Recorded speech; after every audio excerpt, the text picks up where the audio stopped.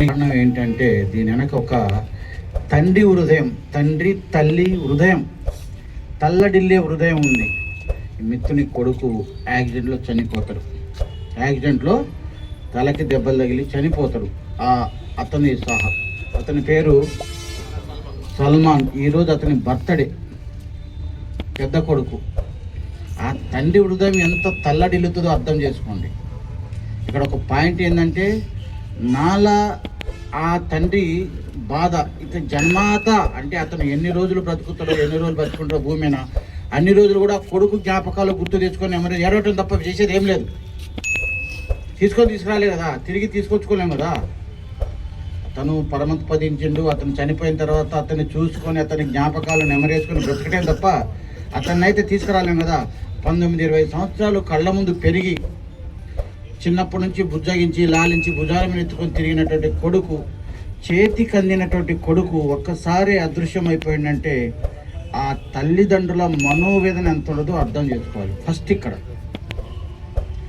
అలాంటి పరిస్థితి నాలా బాధపడకుండా, నాలా వేరే వాళ్ళు ఏడవకుండా ఈ యాక్సిడెంట్ కొద్దిగా నా వంతు సహాయంగా, ఈ దుఃఖం ఏ తల్లిదండ్రులకు జరగకుండా ఉండాలి, ఏ తల్లిదండ్రులు తమ పిల్లల్ని కోల్పోకుండా ఉండాలి అని చెప్పేసి తన వంతు కర్తవ్యంగా, తన వంతు బాధ్యతగా తన కొడుకు పేరు మీద, తన కొడుకు గుర్తింపుగా ఒక 100 మందికో 200 మందికో హెల్మెట్స్ ఇచ్చేసి వాళ్ళందరూ కూడా ఎవరైనా ఏదైనా జరిగితే కొడుకులు గతిస్తే తల్లిదండ్రులు ఏడుస్తారు, జీవితాంతం ఏడుస్తారు. ఎవరికైనా అంతే. ఎవరైనా కూడా ఇక్కడ తండ్రి అనే వ్యక్తి, తల్లి అనే వ్యక్తి కన్న పిల్లలకైతే ఏదైనా జరగరాని జరిగితే ఏం చేస్తారు వాళ్ళు? ఆ జ్ఞాపకాలన్నీ వాళ్ళు చనిపోయేంత వరకు కూడా ఉంటాయి. అందరికి చెప్తా ఉన్నా, సో లైఫ్ అనేది చాలా చిన్నది.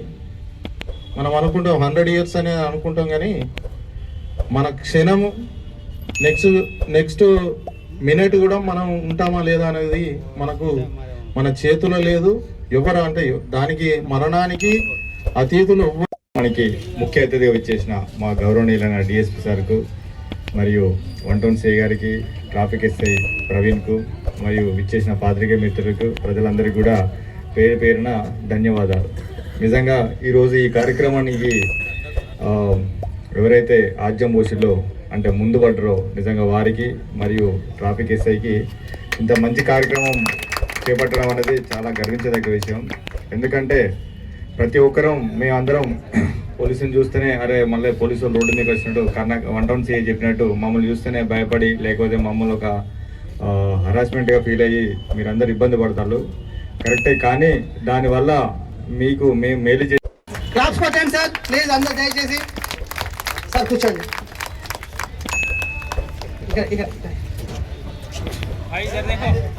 అందరికి ఈ కార్యక్రమం ఇచ్చేసిన కర్ణాకర్ సార్ గారికి మరియు శివప్రసాద్ సార్ గారికి